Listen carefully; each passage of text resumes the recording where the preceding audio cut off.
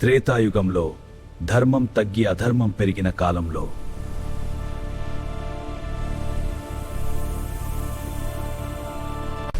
భూమాత బాధతో వణికింది.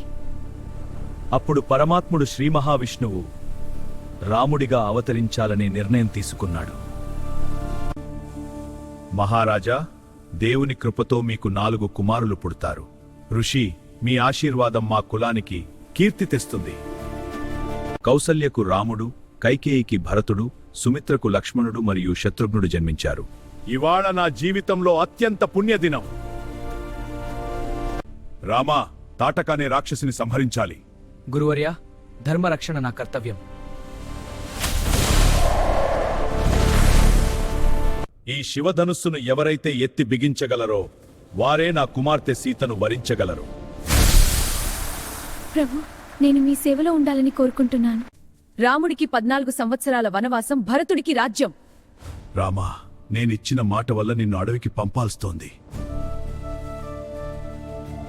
తండ్రి, నువ్వు ఎక్కడైతే ఉంటావో నేను అక్కడే ఉంటాను. నేను మీతోనే వస్తాను. సీతను మోసం చేయాలి. రామా, ఆ జింక ఎంత అందంగా ఉంది, దాన్ని తెచ్చి ఇవ్వండి.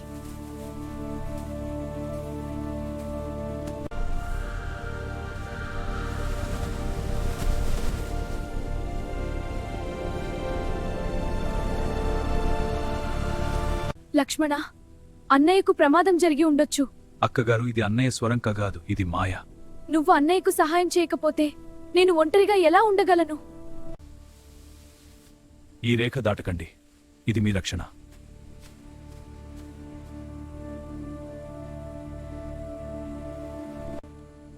భవతి భిక్షాందేహి. స్వామి, దయచేసి రేఖ లోపలికి రండి. ఓ, నన్ను ఒక సన్యాసిగా అనుమానిస్తున్నావా? నేను బయట నిలబడి ఎలా భిక్ష తీసుకుంటాను?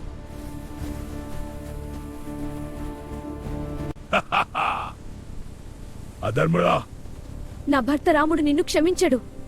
నీ సౌందర్య లంకలో రాణిగా వెలగాలి.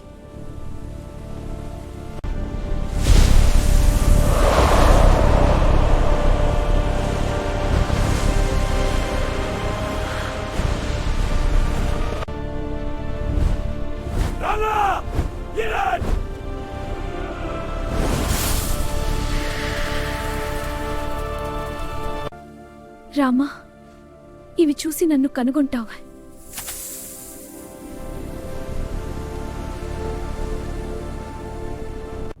నా శరీరాన్ని తీసుకెళ్లవచ్చు, కాని నా హృదయం ఎప్పటికీ రాముడిదే రమునెకోనది.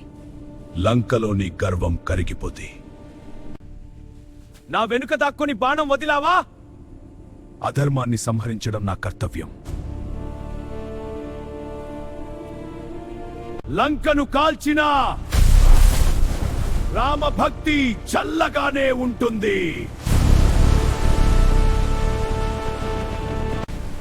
సముద్ర, మార్గమివ్వు.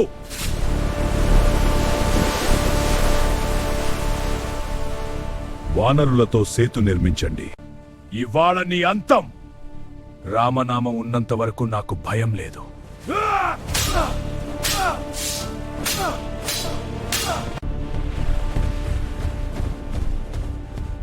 నీ కోసమే యుద్ధం, ధర్మం కోసం.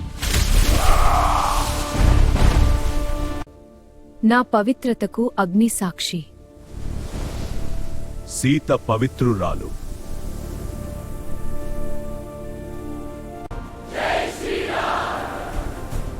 ఈ రాజ్యం ధర్మంపై నడుస్తుంది. రాముడు కేవలం రాజు కాదు, ఆదర్శ మనిషి.